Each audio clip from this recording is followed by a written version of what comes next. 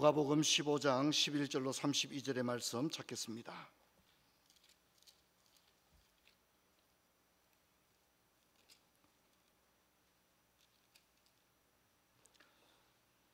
또 이르시되 어떤 사람에게 두 아들이 있는데 그 둘째가 아버지께 말하되 아버지여 재산 중에서 내게 돌아올 분깃을 내게 주소서 하는지라. 아버지가 그 살림을 각각 나눠 주었더니 그 후 며칠이 안 되어 둘째 아들이 재물을 다 모아 가지고 먼 나라에 가 거기서 허랑방탕하여 그 재산을 낭비하더니 다 없앤 후 그 나라에 크게 흉년이 들어 그가 비로소 궁핍한지라.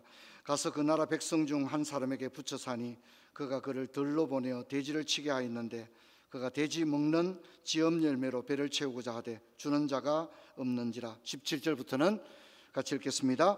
이에 스스로 돌이켜 이르되 내 아버지에게는 양식이 풍족한 품꾼이 얼마나 많은가. 나는 여기서 줄여 죽는구나.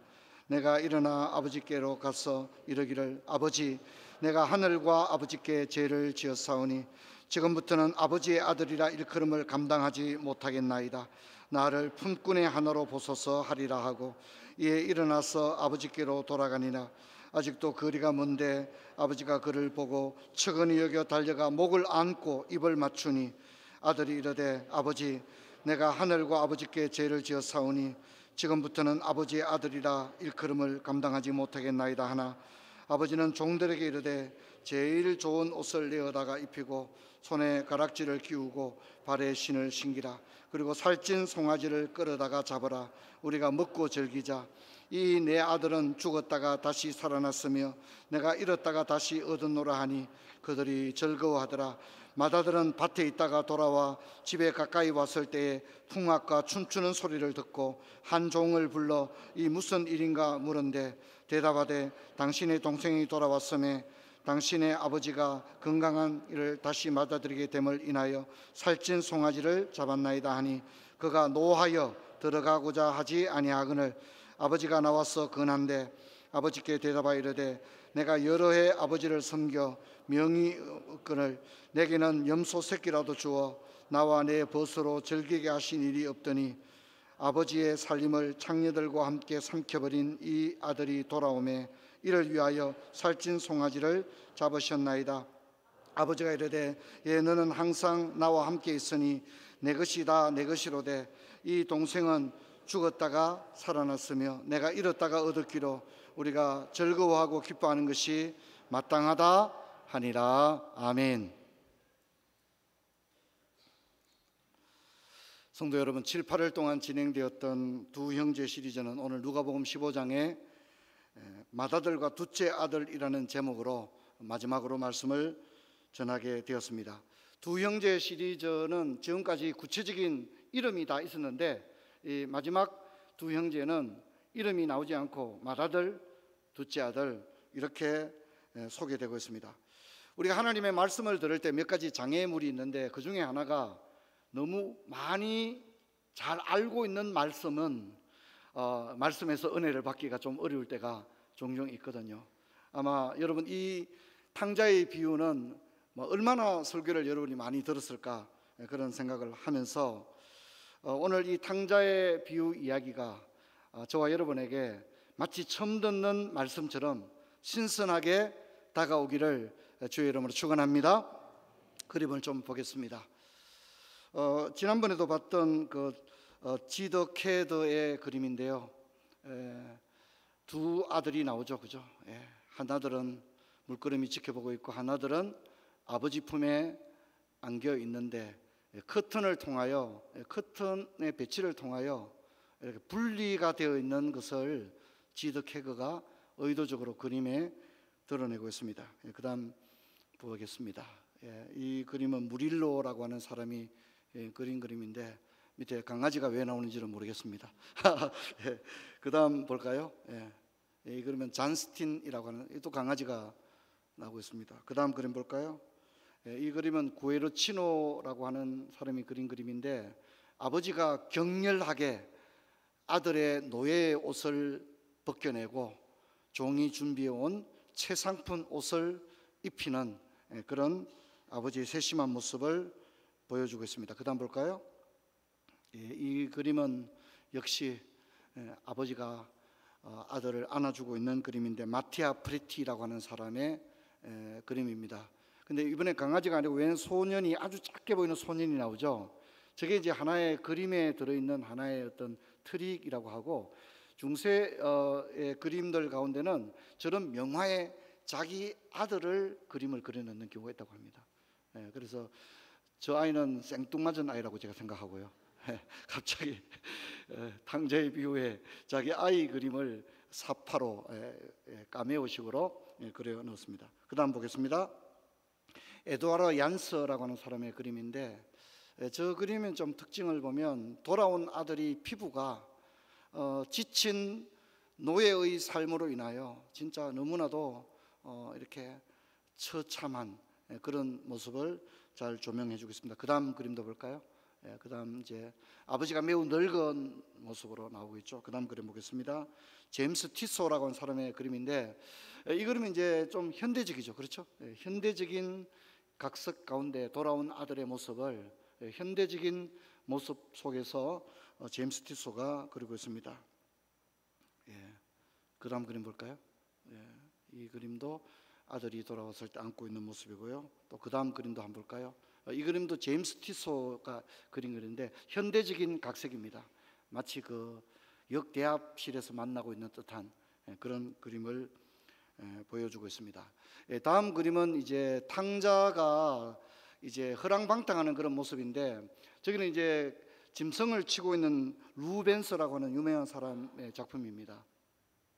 탕자가 돼지를 치고 있는 그런 모습을 보여주고 있습니다. 그 다음 그림 볼까요? 이건 이제 가산을 탕진하고 있는 탕자의 모습을 그리고 있고요. 그 다음에 얀산데르슨이라고 하는 사람이 그린 그림인데 역시 이제 재산을 탕진하고 있는 둘째 아들의 모습입니다. 세 번째 그림 볼까요? 이제부터 나오는 그림은 모두가 럼브란트 그림입니다. 럼브란트는 제가 한번 말씀드렸죠. 럼브란트는 돌아온 탕자에 관한 드로잉과 애칭만 해도 한 30가지가 남아있다고 합니다. 그래서 이제 본래 우리 예배당을 지을 때 밑에서부터 이 돌아온 탕자의 애칭을 다 좀 이렇게 계단이라든가 이런 데 만들어 놓을 생각을 했는데 그건 뭐 거의 지금으로서 좀 실현되기 어려운 그림인데 저 그림은 이제 탕자가 방탕한 그런 모습 드로잉으로 그린 럼브란트의 그림입니다. 그 다음 그림은 이제 탕자가 이제 방탕한 모습을 그리고 있죠. 좀 사실적으로 그리고 있는 그런 럼브란트의 그림입니다. 그 다음 그림 볼까요? 이건 이제 다 드로잉으로 그린 그림인데 여기는 이제 자세히 보면 자세히 보십시오. 자세히 보셔야 됩니다. 아버지와 유산 계산을 하고 있는 거예요. 유산을 아버지한테 유산을 받기 위해서 아버지와 장부를 펴놓고 계산을 하고 있는 유산 상속을 하고 있는 그런 모습입니다. 그 다음 그림 볼까요? 이 그림은 이제 탕자가 이제 잘 계십시오. 뭐 저는 이제 갑니다 하고 고향을 떠나고 있는 이제 그런 모습을 럼브란트가 드로잉으로 그린 그림입니다. 그 다음 그림 볼까요? 이건 이제 탕자가 돼지를 치고 있는데 탕자가 아주 진짜 뭐 몰골이 말이 아니죠. 비참한 모습을 럼브란트가 소묘로 그렸습니다. 그 다음 그림 볼까요? 이제 돌아온 모습인데 다 럼브란트의 소묘 작품들입니다. 돌아온 아들을 안고 있는 그런 모습이고요. 그 다음 그림 볼까요? 이 그림 역시 럼브란트가 돌아온 탕자의 모습을 그리고 있습니다. 그 다음 그림은 가장 유명한 그림이죠.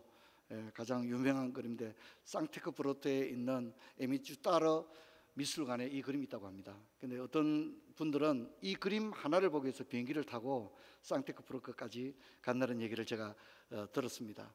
이 그림은 제가 뭐 다 설명을 하기는 어렵지만 나중에 이 그림을 볼 기회가 있으면 이 그림에는 럼브란트의 해석이 많이 들어가 있습니다. 돌아온 아들의 그 발을 보면 노예의 벗겨진 발을 있고요. 가장 유명한 것은 탕자를 안고 있는 손이라고 그러죠. 손. 하나는 아버지의 손, 하나는 어머니의 손을 그리고 있다. 그리고 하고 또 하나 유명한 것은 저 아버지의 한쪽 눈이 완전히 짓물러 있는 걸로 그렇게 그리고 있습니다. 아들을 눈물로서 기다리고 있었다는 거죠. 그래서 이 아버지는 한쪽 눈이 완전히 그 눈물로 인하여 짓물러 버린 그런 것을 럼브란트가 그리려고 했습니다. 또 이제 맞은편에 서 있는 게 이제 마다들입니다. 렘브란트는 이제 마다들의 손을 보면 손이 또 다릅니다. 이 손이 두 개의 손이 있는데 이 마다들의 두 마음, 돌아온 동생에 대한 반가운 마음과 동생에 대해서 터부시하는 그런 마음이 이 두 개의 손이 다른 모습으로 그림으로써 이 마다들의 마음을 그리려고 했다고 합니다. 나중에 러시아의 상테크프르크에 가실 일이 있거든. MG 따르 미술관에 가셔서 이 그림을 한번 여러분들께서 물끄러미 좀 보시면 좋겠다, 그렇게 생각합니다. 자, 여러분, 누가복음 15장에는 잃어버린 것들에 대한 비유가 나오는데, 잃어버린 한 마리 양, 잃어버린 한 드라크마, 그리고 잃어버린 아들이 나옵니다. 소중한 것을 잃어버릴 때에 포기하지 않고 찾는 그 주인의 모습, 하나님의 모습을 보이고 있고요. 그래서 찾았을 때의 그 기쁨이 모든 사람과 함께 잔치를 벌이는 모습으로 나오고 있습니다. 근데 이 이야기가 왜 굳이 세 개의 비유를 반복적으로만 해야 했을까? 얘기를 하나만 하면 될 텐데 왜 똑같은 얘기를 세 번의 비유를 통해서 반복적으로 주셨는가 하는 그 의문점이 있을 수 있는데, 그것은 누가복음 15장 1절과 2절에서 우리가 그것을 한번 찾아볼 수 있습니다. 같이 한번 읽어볼까요? 모든 세리와 죄인들이 말씀을 들으러 가까이 나오니 바리새인과 서기관들이 수군거려 이르되 이 사람이 죄인을 영접하고 음식을 먹는다 하더라. 두 개의 청중이 있는데 죄인과 세리들은 말씀을 하나라도 더 들으려고 예수님께 가까이 오는데, 바리새인과 서기관들은 뭡니까? 말씀에 대한 관심이 없고 수군거리는 거예요. 그리고 예수님은 뭐 죄인들의 친구고 뭐 그런 얘기를 하고 있는 거예요. 그래서 예수님이 이 비유를 이야기합니다. 사실 이제 모두가 죄인이고 모두가 주님의 말씀을 들어야 하는데, 자신들은 죄인이 아니고 저 세리와 죄인들을 보다는 자신들은 좀 뭔가 우월하다 이렇게 생각하는 사람들을 위해서 이 비유를 주신 것입니다. 돌아온 탕자의 청중은 두 부류로 나눌 수 있는데, 첫 번째는 우리가 이제 이게 맏아들과 둘째 아들이 나오잖아요. 이게 맞춤형 비유입니다. 그래서 둘째 아들의 이야기는 세리와 죄인들에게는 너무나도 가슴 절절하게 다가오는 이야기죠. 왜냐하면 자기들이 곧 누구죠? 둘째 아들인데, 그 자기들은 당시 유대 사회와 랍비들의 가르침에 의하면 이런 사람들은 천국에 갈 수가 없고 하나님의 백성이 아니잖아요, 그죠?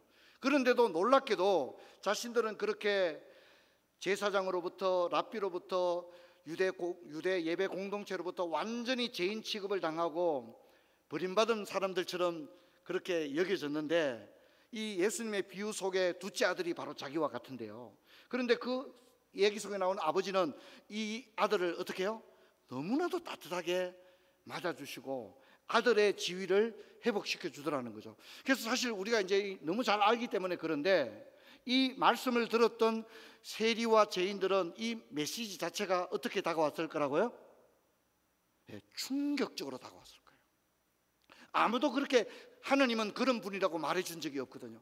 하나님은 무섭고 율법을 지켜야 되고 죄인들을 벌하시는 하나님으로만 알았는데, 예수님의 메시지 속에 나오는 그 아버지 하나님은 자신들처럼 가망 없는 사람들을 어떻게 해요? 똑같이 대우해 주시고 맞아주시는 그런 하나님으로 소개를 했기 때문에 이 둘째 아들에 해당되는 청중들은 너무 놀랐을 겁니다. 한편 맏아들은 바리새인과 서기관들입니다. 자기들은 우월하다고 생각했고 그랬는데 자신들 역시도 사실은 이 둘째 아들처럼 아버지를 버리고 떠난 그런 사람들이었다는 사실을 이야기의 맥락을 속에서 깨닫게 되어집니다. 조금 더 이야기를 해보면요, 이 둘째 아들에 해당되는 사람들은 자신의 부족함을 깨닫고 인정하는 청중들입니다. 맏아들은 자신들은 의롭고 죄를 인정하지 않는 사람들인데, 사실 하나님은 이 두 청중들 모두를 다 사랑하시고 이 두 청중들 모두가 하나님을 필요로 하는 존재들이다, 우리가 그렇게 이야기를 할 수 있습니다. 여러분, 이 세상에는 자신의 부족과 죄, 그리고 죄로 말미암아 하나님께 감히 나아갈 수 없으며 또 자신들 앞에 자신의 힘으로 해결할 수 없는 진노와 심판이 있음을 인정하는 사람들이 있습니다. 그런 사람들에게 하나님은 그들을 찾아가 주시고 내가 너를 사랑한다 맞아 주시는 겁니다. 그런가 하면 다른 사람들보다 자신은 우월하고 법 없이도 살 사람이라고 생각하는 사람이 있는데, 사실 이 사람들도 자신들의 의의가 너무 충만한 나머지 하나님을 떠나 살아가는 백성입니다. 그래서 계속하여 하나님을 떠나 살아가는 것이 얼마나 어리석은지를 예수님이 이 비유를 통해서 깨닫게 해주는 겁니다. 여러분, 둘째 아들은 어떤 아들입니까? 이 아들은 자타가 공인하는 탕자입니다. 세상이 인정하는 탕자입니다. 그냥 변명을 할 수 없을 정도로 내가 생각해도 나는 죄인입니다, 그럴 수밖에 없는 사람들이었습니다. 예수님의 설교를 듣는 사람 중에 세리와 죄인들이 있었습니다. 당시의 도덕적 관념에서 가장 낮은 위치에 처했고 타인의 판단을 듣지 않더라도 스스로도 자신이 죄인임을 자인할 수밖에 없는 부류의 사람들이었습니다. 이런 사람들의 대역으로 등장하고 있는 것이 바로 둘째 아들입니다. 둘째 아들이 자기들을 나타내고 있는 것이거든요. 그런데 이 청중들의 관심은 이 둘째 아들에 대한 하나님의 태도가 뭔지를 알고 싶었는데, 당시에 유대 사회가 가르쳐준 하나님 아버지와는 다른 예수님은 전혀 사랑으로 충만한 그런 아버지의 모습을 보여주었습니다. 얼마나 파격적인 모습입니까? 이 청중들은 하나님께서 자신들을 기다리신다는 것과 아무런 조건 없이 하나님의 자연의 지위를 부여한다는 사실을 듣고 이 혁명적인 복음에 너무나도 놀랐을 것입니다.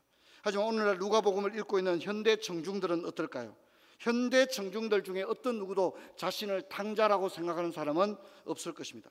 왜냐하면 오늘 우리 시대는 죄 자체를 부정합니다. 왜냐하면 죄를 짓고도 너무너무 당당하거든요. 죄를 인정하지 않을 뿐더러 자신이 사실은 하나님을 떠나 소망 없는 인생을 살았음에도 불구하고 하나님, 나는 탕자입니다, 나는 자격 없는 자입니다, 아무도 그렇게 고백하지 않는다는 것입니다.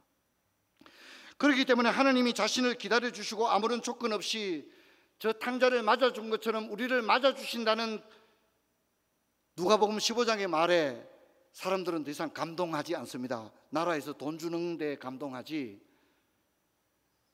아무 조건 없이 나를 맞아주신다는 하나님 아버지의 사랑에 오늘 사람들은 진짜 잠을 이루지 못할 정도의 감동을 느끼지 않는다는 것입니다.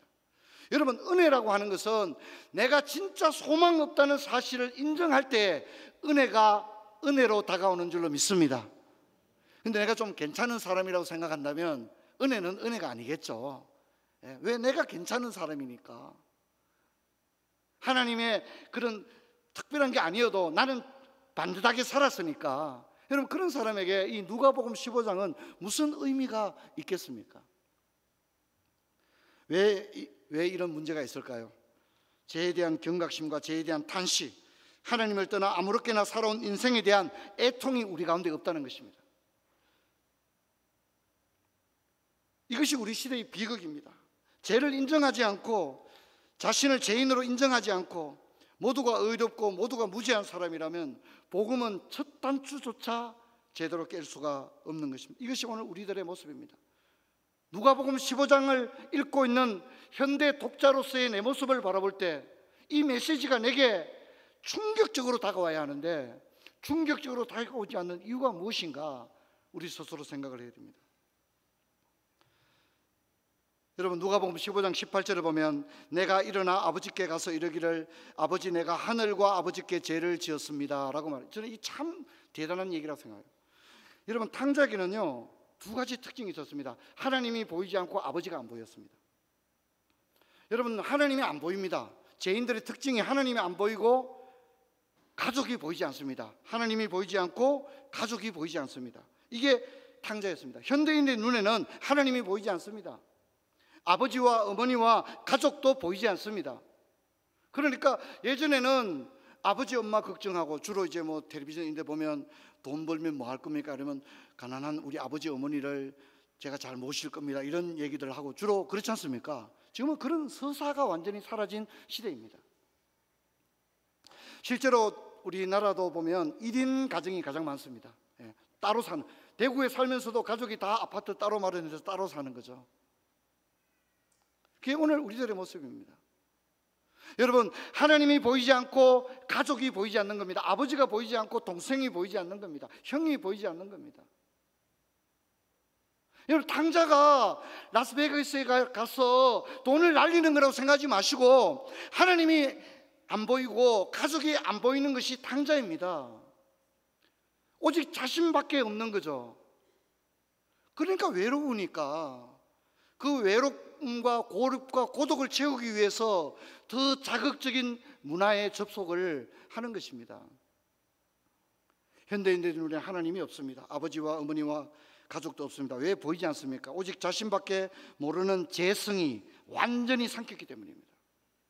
예전에는 어떻습니까? 어디든지 빨리 결혼해가지고 늙으신 아버지 모셔야 되겠다. 요즘 젊은이들 그런 얘기하면요, 좋아하겠습니까? 어떻습니까? 여러분, 자녀들한테 예전에는 우리 엄마 아빠 청년 시절에는 다 그런 생각했다. 어디든지 빨리 취업하고 결혼해서 돈 벌어서 늙으신 아버지 모셔야 되겠다. 우리 그런 생각했다고 우리 아이들한테 말하면 어떻게 되겠습니까? 그게 오늘 우리들의 모습입니다. 웃을 일이 아닙니다. 탕자라고 하는 게 다른 게 아닙니다. 근데 탕자가 모든 걸 잃어버리고 돼지 연매를 치고 돼지 먹는 것도 먹지 못하게 되었을 때 비로소 뭐가 보이게 되었다고요? 하늘과 아버지가 보이게 되었습니다. 그래서 뭐라 합니까? 아버지여, 내가 하늘과 아버지께 죄를 지었사오며. 우리 한번 답시다. 하늘과 아버지께. 그전에는 탕자에게는 하늘과 아버지가 없었어요. 그렇죠, 그죠? 완전 밑바닥에 들어갔을 때, 비참과 굴욕 가운데 자신을 깨달았을 때 비로소 하늘이 보이고 아버지가 보였다는 겁니다. 하나님이 두렵고 아버지에게 너무 미안한 거죠. 그게 비로소 보이게 된 것입니다. 여러분, 우리가 교회 나와도요, 그냥 뭐 교회나 등록했다, 세례받았다, 천국 간다, 여러분 그렇게 무슨 행정을 보듯이 사무처리를 하듯이 신앙생활하면 안 됩니다. 여러분, 우리가 주님 앞에 왔을 때 이 탕자처럼 하늘과 아버지께 죄를 지었다고 하는 각성이 우리 가운데 있기를 축원합니다. 그게 진짜인 겁니다. 한편 아버지는 어떤 모습으로 탕자를 맞습니까? 우리가 잘 아는 대로 아버지는 자식을 기다렸고요, 일어나 달려가서 아들을 맞았고요, 목을 안고 입을 맞추었고요, 또 최상품 옷과 신을 신기고 아들의 지위를 회복했고요, 살찐 송아지를 잡아 잔치를 했습니다. 자, 그런데 이 잔치의 개념에서 좀 생각해 볼 부분이 있는데요, 여러분, 이런 잔치의 이름이 뭐냐면 서원제, 감사제, 화목제입니다. 이 세 개 중에 하나입니다. 이 잔치가요. 그런데 이 서원제, 감사제, 화목제의 특징은 뭐냐면, 고기를 양을 한 마리 잡는다 그러면 이 양을 한 사람이 먹을 수 없잖아요. 그렇죠, 그죠? 그래서 그 말은 뭐냐면, 혼자 먹으라는 얘기입니까? 나누어 먹으라는 얘기입니까? 다 같이 나누어 먹어야 되는데, 나누어 먹는데 원칙이 뭐냐면 이튿날 아침까지 두면 안 되는 거예요. 우리로 치면 소분해가지고 냉장고에 넣어놓고 죽을 때까지 먹으면 안 된다고. 냉장고에 넣을 수 없으면 어떻게 되죠? 그날 나누어 먹어야 되는 거죠. 상하니까. 이해되겠죠? 제사는 양을 드리는 것이 아니라 다 같이 나누어 먹는 것이 제사의, 잔치의 클라이막스예요. 할렐루야. 여러분, 이걸 잊지 말아야 됩니다. 하나님께서 괜히 수염소를 바쳐라, 수양을 바쳐라, 그렇게 한 게 아니라, 그건 뭡니까? 제사를 드린 다음에 어떻게 하라고요? 다 같이 더불어 같이 먹으라는 겁니다. 이튿날까지 남겨두면 안 됩니다. 레위기 7장 15절을 보면, 감사함으로 드리는 화목 제물의 고기는 드리는 뭐요? 그날에 먹을 것이요. 그죠? 조금이라도 이튿날 아침까지 남겨두지 말라, 그렇게 얘기합니다. 다 같이 먹으라는 겁니다. 이 탕자의 아버지가 돌아왔는데 피자 한 판 시켜가지고 네 세 조각 먹고 내 세 조각 먹고가 아니라 어떻게 해요? 살찐 송아지를 잡아서 다 같이 나누어 먹는 거죠. 아버지가 드린 것은 감사로 드린 화목제물이거든요. 다 같이 나누어 먹는 것입니다. 탕자가 돌아온 날 아버지는 피자 한 판을 시켜서 먹은 것이 아니라 살찐 송아지를 잡아서 온 마을 잔치를 했습니다. 화목은 그냥 안 싸우는 것이 아닙니다. 음식을 나누어 다 같이 먹는 것이 화목입니다. 근데 오늘 우리가 음식을 만들어 다 같이 먹지 않는다는 겁니다. 그냥 냉장고에 썩어 빠지도록 그냥 거기 놔두고 나중에 갖다 다 버리는 겁니다. 우리가 어떤 의미에서 당자적인 요소가 우리 가운데 있는, 우리 현대인들 속에 당자적인 요소가 있는 거예요. 다 같이 기쁨을 함께 나누고 감사를 함께 나누는 그것이 진정한 복음이거든요. 근데 오늘 어떻습니까? 교회는 옵니다. 근데 오직 나밖에 없는 거죠. 나밖에 없는 거죠. 여러분, 이것이 오늘 우리들의 모습입니다. 우리들 속에 진정한 아버지를 회복하지 못했기 때문에 이런 모습이 있는 것입니다. 냉장고에 넣어두어서 혼자 먹는 것이 아닙니다. 조금이라도 남겨둬서는 안 되었습니다. 첫째는 하나님께 드렸고, 둘째는 제사장들에게 주었고, 나머지는 온 가족과 집안과 마을 사람이 함께 고기를 먹는 것입니다. 그런데 오늘 우리들에게 잔치가 사라졌습니다. 코로나 이후에 더 심해졌죠. 신방이 거의 없어졌습니다. 코로나 3년 거치면서 신방이 거의 없어졌죠. 가정에서 식사하는 것은 거의 없어져 버렸죠. 모두가 혼밥입니다. 남은 것은 냉장고에 넣어두고 먹는 것입니다. 여러분, 이 장면은 사실은 우리가 무슨 경찰서에 갈 죄를 지어서가 아니라, 사실은 우리가 문화적으로 볼 때는 당자처럼 살아가고 있는 거예요. 아버지가 없고 가족이 없는 상태. 그런데 아버지는 돌아온 탕자에게 이것을 어떻게 해주기를 원했죠? 회복시켜 주기를 원한 거예요. 회복시켜 주기를 원했던 거죠. 그래서 탕자는 하나님을 회복하고 아버지를 회복하는, 가족을 회복하는, 그리고 잔치를 통해서 회복되는 겁니다. 한편 마다들은 동생이 돌아온 것에 대해 불평을 넘어 분노를 드러냅니다. 누가복음 15장 29절 한번 볼까요? 아버지께 대답하여 이르되 내가 여러 해 아버지를 섬겨 명을 어김이 없거늘 내게는 염소 새끼를라도 주어 나와 내 벗으로 즐기게 하신 것이 없더니, 여기 보면 나와 내 벗밖에, 여기 아버지가 안 나옵니다. 오직 이 마다들의 세계관 속에는 누구밖에 없죠? 자기하고 자기 친구는 있는데 누구는 없죠? 즉 아버지는 없는 것입니다. 마다들이 생각하는 잔치에는 아버지는 빠져 있는 것입니다. 이게 마다들의 모습이죠. 이것이 우리들의 모습입니다. 입만 열면 아버지라고 말하지만 아버지가 안중에 없기는 둘째 아들뿐만 아니라 마다들도 마찬가지였습니다. 마다들은 아버지의 명을 어긴 적이 없다고 말합니다. 이것이 전형적인 바리새인의 특징입니다. 자신은 율법을 어기지 않고 완벽하다는 것입니다. 또한 탕자에게서 하나님과 아버지가 보이지 않았던 것 같이 마다들도 아버지와 함께 하려고 하지 않으면서도 아버지 집에는 있습니다. 왜 그럴까요? 아버지가 안중에 없으면서도 아버지 집은 안 떠나고 있어요. 왜 그럴까요? 아버지는 없지만 아버지의 재산은 공유하고 싶은 거예요. 마다들의 마음속에 아버지가 없는데 아버지의 집에 같이 있는 거, 아버지 집을 떠나지 않아요. 여러분, 둘째 아들은 아버지의 재산의 3분의 1을 가져갈 수 있고요, 마다들은 얼마를 가져가죠? 둘째 아들의 2배를 가져갑니다. 마다들은 2배를 받거든요, 장자기 때문에. 그러니까 아버지 재산의 3분의 2가 보장되어 있는 거예요. 3분의 1을 보장받기 위해서는 자기는 어떻게 해야 됩니까? 아버지는 별로 마음에 안 들지만 아버지 집에 계속하여 그냥 거기 있어야 되는 거예요. 단지 공간적으로 아버지 집에 계속 있어야 되는 거예요. 아버지와 함께 하려고 하지 않으면서도 아버지의 물질적 재산을 누리고 싶은 마다들의 욕망이 드러납니다. 오늘날 교회를 다니면서도 사실 뜨겁고 순전하게 하나님을 사랑하지 않으면서도 하나님이 주시는 축복을 누리고 싶은 사람들이 있습니다. 하나님에 대해 관심이 없어요. 하나님의 말씀 관심이 없어요. 하나님이 나를 어떻게 생각하실까? 나를 통하여 어떤 일을 하게, 그 관심 없어요. 근데 하나님이 주시는 복에 대해서는 뭡니까? 나 그건 좀 누리고 싶은 거예요. 하나님 나를 지켜주시고 그건 좋은 거예요. 예수님과 그분의 말씀과 십자가를 사랑하지 않으면서도 그분이 주시는 무조건적인 구원의 은혜를 받고 싶은 것입니다. 이런저런 이유로 인하여 마다들이 집을 떠나지 않는 것처럼 어쩌면 우리들도 교회라고 하는 것을 떠나지 않고 있을 수 있습니다. 여러분, 단지 우리가 여기 들어와 있는 것뿐만 아니라 참되게 하나님과 아버지를 회복하게 되기를 주의 이름으로 축원합니다. 참되게 아버지를 사랑할 수 있는, 하나님을 경배합니다. 찬양합니다. 하나님의 한량없는 사랑을, 감사를 드립니다. 그분이 내게 주시는 축복만, 기도 응답에만 관심이 있는 사람이 아니라 하나님 그분 자체를 사랑하고 그분을 경배하는 저와 여러분이 되어야 합니다. 마지막입니다. 동생의 모습, 마다들의 모습이 어떻습니까? 돌아온 동생을 인정하지 않습니다. 여러분, 우리가 뭔데 인정을 안 합니까? 하나님이 인정을 하시는데, 여러분 제가 도전합니다. 다 인정하시기를 축원합니다. 나는 김 집사는 인정 못해. 그래 하지 마십시오. 이 맏아들의 특징입니다. 맏아들은 돌아온 아들을 인정을 안 하는 거예요. 그리고 하나님이 인정하는데 왜 우리가 인정을 못합니까? 교회에서 마음에 안 들더라도 인정하십시오. 예, 인정하십시오. 모든 사람을 인정하십시오. 또 아버지가 베푼 잔치를 거부합니다. 예, 제가 우리 교회식으로 얘기하면 소풍 갈 때 좀 같이 가면 좋겠다.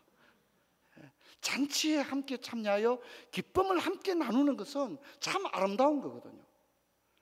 여러분, 우리가 교회 안에 진교회장이 있음에도 불구하고 아주 의도적이고 고의적으로 진교를 단절하고 단지 이 교회 회원으로 와서 예배만 드리고 성찬에 잠만 받고 간다는 것은 사실은 탕자적 삶을 고집하고 있는 거예요.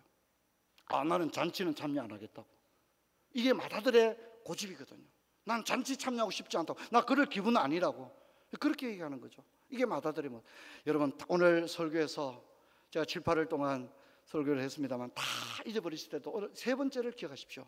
맏아들의 특징이 뭐가 없다고요? 뭐가 없다고요? 기쁨이 없는 것입니다. 기쁨이 없는 것입니다. 여러분, 내가 아무리 열심히 신앙생활하고 성경을 거꾸로 암송한다 그래도 내게 기쁨이 없으면 뭡니까? 꽝입니다. 꽝. 기쁨이 없는 것 자체가 가짜예요. 기쁨이 있다고 하는 것은 우리가 참된 은혜 속에 있음을 의미합니다. 할렐루야. 혹시 기쁨이 없지 않습니까? 신앙생활 하는데 진짜 기쁨이 없지 않습니까? 이건 심각한 문제입니다. 내 속에 탕자적인 또 맏아들적인 기질들이 혹시 있지 않은지 우리가 살펴봐야 합니다. 여러분, 저는 왜 누가복음 15장이 맏아들의 이름을 제임스라고 하든가 또 둘째 아들의 이름을 누구라 하든가 이렇게 하지 않고 이름을 왜 얘기하지 않았을까? 사실 이름을 말하지 않고 이 비유를 이야기하는 것은 사실 맏아들과 둘째 아들은 누구라는 거예요? 거기에 이름이 누구 이름이 들어가야 된다고요? 내 이름이 들어가야 되기 때문에 그 이름을 구체적으로 얘기하지 않은 것이 아닐까, 이런 생각을 해보게 됩니다. 상대 여러분, 내가 예수 잘 믿는다 단순히 그렇게만 생각하지 마시고 내 속에서 둘째 아들의 모습과 맏아들의 모습을 바라보면서 아버지의 잔치에 참여할 수 있는, 그리고 세상이 줄 수 없는 참된 기쁨을 가진 그런 신앙생활 인생 우리 모두가 되기를 주의 이름으로 축원합니다. 아버지 감사합니다. 7, 8일 동안 두 아들 두 형제 시리즈를 살펴보면서 오늘 맏아들과 둘째 아들에 관한 말씀을 살펴봤습니다. 저들 속에 둘째 아들과 맏아들의 모습은 없습니까?